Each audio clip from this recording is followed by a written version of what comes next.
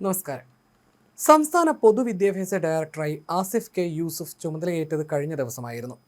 ഡയറക്ടറായിരുന്ന NSK ഉമേഷിനെ മുഖ്യമന്ത്രിയുടെ ഓഫീസിൽ additional സെക്രട്ടറിയും ഓഫീസർ ഓൺ സ്പെഷ്യൽ ഡ്യൂട്ടിയുമായി നിയമിച്ചതിനെ തുടർന്നാണ് ആസിഫ് കെ യൂസുഫിനെ ചുമതലയേൽപ്പിച്ചത്.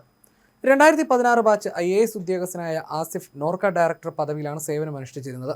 നേരത്തെയുണ്ടായിരുന്ന അധിക ചുമതലകൾക്ക് പുറമെ പൊതുവിദ്യാഭ്യാസ സംരക്ഷണ യജ്ഞം ചീഫ് എക്സിക്യൂട്ടീവ് ഓഫീസറുടെ അധിക ചുമതലയും ആസിഫിനുണ്ടാകും. അതേസമയം മുസ്ലിം ലീഗ് ഭരിക്കുന്ന വിദ്യാഭ്യാസ വകുപ്പിലെ ഈ നിയമനത്തിനെതിരെ വിശ്വ ഹിന്ദു പരിഷത്ത് രംഗത്ത് വന്നു. ആസിഫ് കെ യൂസുഫിന്റെ IASുമായി ബന്ധപ്പെട്ട് ഉയർന്ന വിവാദങ്ങൾ ചൂണ്ടിക്കാട്ടിയാണ് VHP രംഗത്ത് വന്നത്. 2015 കേരള കേഡർ IAS ഉദ്യോഗസ്ഥനായ ആസിഫ് കെ യൂസഫ് വ്യാജ IASകാരനാണെന്നാണ് VHP ആരോപിക്കുന്നത്. കഴിഞ്ഞ 10 വർഷമായി പ്രൊബേഷൻ പോലും പൂർത്തിയാക്കാൻ കഴിയാത്ത ഇയാളെയാണ് മുസ്ലിം ലീഗിന് താൽപര്യപ്രകാരം VD സതീശൻ സർക്കാർ ആദ്യ ക്യാബിനറ്റിൽ തന്നെ പൊതുവിദ്യാഭ്യാസ ഡയറക്ടറാക്കാൻ തീരുമാനിച്ചതെന്ന് VHP ആരോപിക്കുന്നു.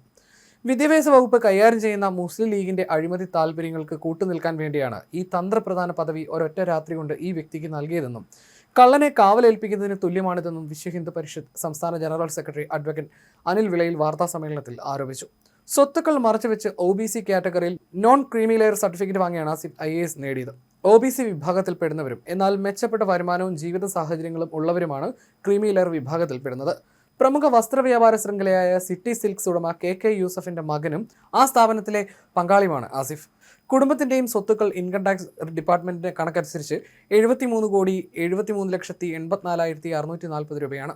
ഭീമമായ ലാഭമുള്ള ഈ സ്ഥാപനത്തിന്റെ പാർട്ട്ണർ കൂടിയായിരുന്നിട്ടും സിവിൽ സർവീസിന് അപേക്ഷിച്ച സമയത്ത് താൻ OBC നോൺ ക്രീമി ലെയർ വിഭാഗക്കാരനാണെന്നും തന്റെ കുടുംബത്തിന്റെ വാർഷിക വരുമാനം വെറും 1,80,000 രൂപയിൽ താഴെയാണെന്നും ഇൻകം ടാക്സ് അടയ്ക്കുന്നില്ലെന്നുമായിരുന്നു അവകാശപ്പെട്ടിരുന്നത്. അന്നത്തെ കണയന്നൂർ തഹസിൽദാരെ സ്വാധീനിച്ചുണ്ടാക്കിയ വ്യാജ വരുമാന നോൺ ക്രീമി ലെയർ സർട്ടിഫിക്കറ്റുകളാണ് ഇദ്ദേഹം കേന്ദ്ര സർക്കാരിൽ ഹാജരാക്കിയത്.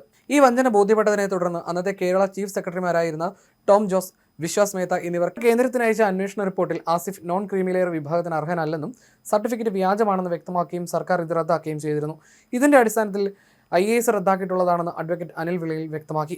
ഈ നടപടിക്കെതിരെ ആസിഫ് യൂസഫ് ഹൈക്കോടതിയെ സമീപിച്ചിട്ടുണ്ടെങ്കിലും കഴിഞ്ഞ 4 വർഷമായി സർക്കാരിന്റെ ഇരട്ടത്താപ്പും ഒത്തുകളിയും മൂലം 40 തവണയാണ് കേസ് അവധിക്ക് വെച്ച് നീട്ടിക്കൊണ്ടുപോകുന്നത്. പ്രഗത്ഭരായ IAS ഉദ്യോഗസ്ഥർ വഹിച്ചിരുന്ന പൊതുവിദ്യാഭ്യാസ ഡയറക്ടർ പദവിയിലേക്ക് പ്രൊബേഷൻ പോലും പൂർത്തിയാക്കാത്ത ഒരാളെ മുസ്ലിം ലീഗിന്റെ താൽപര്യപ്രകാരം തിരികെ കയറ്റിയത് അഴിമതി സുഗമമാക്കാനാണെന്നും VHP ആരോപിക്കുന്നു.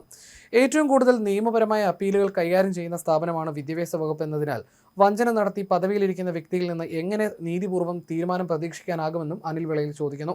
സർക്കാർ ഈ തീരുമാനം പുനഃപരിശോധിച്ചില്ലെങ്കിൽ ശക്തമായ നിയമ നടപടികളുമായി VHP കോടതിയെ സമീപിക്കുമെന്നും അഡ്വക്കേറ്റ് അനിൽ വിളയിൽ മുന്നറിയിപ്പ് നൽകി. വാർത്താ സമ്മേളനത്തിൽ VHP സംസ്ഥാന ട്രഷറർ V ശ്രീകുമാറും പങ്കെടുത്തു.